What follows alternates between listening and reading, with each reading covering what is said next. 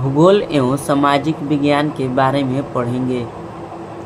रेखा चित्र में दर्शित प्रत्येक सामाजिक विज्ञान का भूगोल की एक शाखा से अंतरापुष्ट इंटरफेस संबंध है।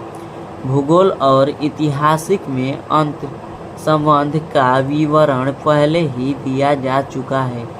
प्रत्येक विषय का एक दर्शन होता है जो उस विषय के लिए मूल आधार रैसोन डिट्रे होता है। दर्शन किसी विषय को जड़ प्रदान कर उसके क्रमश विकास प्रक्रिया में स्पष्ट ऐतिहासिक भूमिका प्रस्तुत करता है। इस प्रकार भौगोलिक चिंतन का इतिहास भूगोल की मातृ शाखा के रूप में सर्वत्र पाठ्यक्रम में सम्मिलित किया गया है। सामाजिक विज्ञान के सभी विषय यथा समाजशास्त्र, राजनीति विज्ञान, अर्थशास्त्र, सांख्यिकी, सामाजिक यथार्थता का अध्ययन करते हैं। भूगोल की सभी शाखाएं सामाजिक भूगोल, राजनीतिक भूगोल, आर्थिक भूगोल, जनसंख्या भूगोल, अधिवास भूगोल आदि विषयों से घनिष्ठता से जुड़े हैं, क्योंकि इनमें से प्रत्येक में स्थानिक स्पेटियल विशेषताएं मिलती है। राजनीति शास्त्र का मूल उत्साह राज्य क्षेत्र जनसंख्या प्रभुसत्ता का विश्लेषण है, जबकि राजनीतिक भूगोल एक क्षेत्रीय इकाई के रूप में राज्य तथा उसकी जनसंख्या के राजनीतिक व्यवहार का अध्ययन करता है। अर्थशास्त्र अर्थव्यवस्था की मूल विशेषताओं जैसे उत्पादन, विवरण, विनिमय एवं उपभोग का विवेचन करता है। इन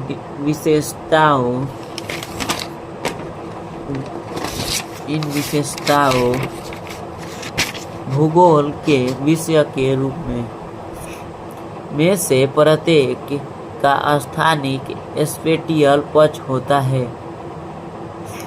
अतएव वहाँ आर्थिक भूगोल की भूमिका आती है, जो उत्पादन, विनिमय, वितरण तथा उपभोग के स्थानिक पक्ष का अध्ययन करता है।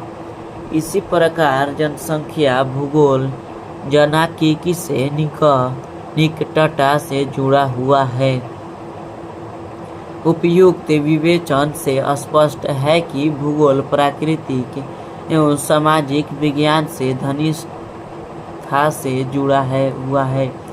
यह अध्ययन के विविध तंत्र एवं उपादानों का अनुसरण करता है, जो इसे अन्य विषयों से पृथक करता है। इसका अन्य विषयों से परासरणी ओस्मोटिक संबंध होता है, जबकि अन्य सभी विषयों का अपना निजी विषय क्षेत्र होता है।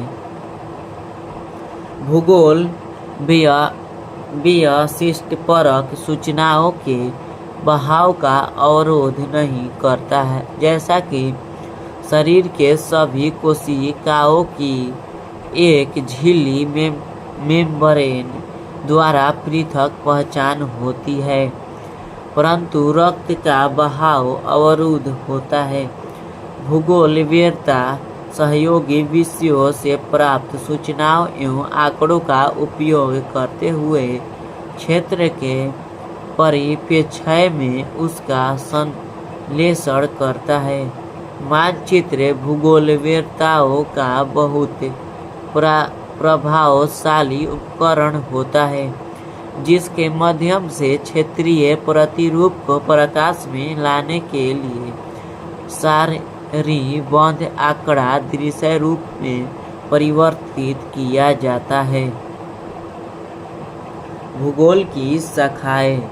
पुनः स्मरण हेतु कृपया चित्र 1.1 का अध्ययन करें। इससे यह स्पष्ट प्रकट होता है कि भूगोल अध्ययन का एक अंतःशिक्षण इंटरडिसिप्लिनरी विषय है। प्रत्येक विषय का अध्ययन कुछ उपागमों के अनुसार किया जाता है। इस दृष्टि से भूगोल के अध्ययन के दो प्रमुख उपागम हैं: विश्व वस्तुगत क्रमबद्ध एवं प्रादेशिक। विषय वस्तुगत भूगोल का उपागम वही है जो सामान्य भूगोल का होता है। यह उपागम एक जर्मन भूगोलवेत्ता अलेक्जेंडर वान हम्बोल्ट 1769 से 1859 द्वारा प्रवर्तित किया गया, जबकि प्रादेशिक भूगोल का विकास हम्बोल्ट के समकालीन एक दूसरे जर्मन भूगोलवेत्ता कार्ल रिटर 1789 से 1859 द्वारा किया गया। विषय वस्तुगत उपागम में एक तथ्य का पूरे विश्व सतह पर अध्ययन किया जाता है। तत्पश्चात क्षेत्रीय स्वरूप के वर्गीकृत प्रकारों की पहचान की जाती है। उदाहरण, यदि कोई प्रकृति वनस्पति के अध्ययन में रुचि रखता है तो सवर्य प्रथम विश्व सतह पर उसका अध्ययन किया जाएगा। फिर प्रकारात्मक वर्गीकरण जैसे वर्षुवत रेखीय सदाबहार वन, नरम लकड़ी वाले कोड़धारी वन अथवा मानसून वन इत्यादि की पहचान, उनका विवेचना तथा सीमांकन करना होगा। प्रादेशिक उपागम में विश्व को विभिन्न पदानुक्रमिक सतर के प्रदेशों में विभक्त किया जाता है और फिर एक विशेष प्रदेश में सभी भौगोलिक तथ्यों का अध्ययन किया जाता है। ये प्रदेश प्राकृतिक, राजनीतिक या निर्दिष्ट नामित प्रदेश हो सकते हैं। एक प्रदेश में तथ्यों का अध्ययन समग्रता से विविधता में एकता की खोज करते हुए किया जाता है।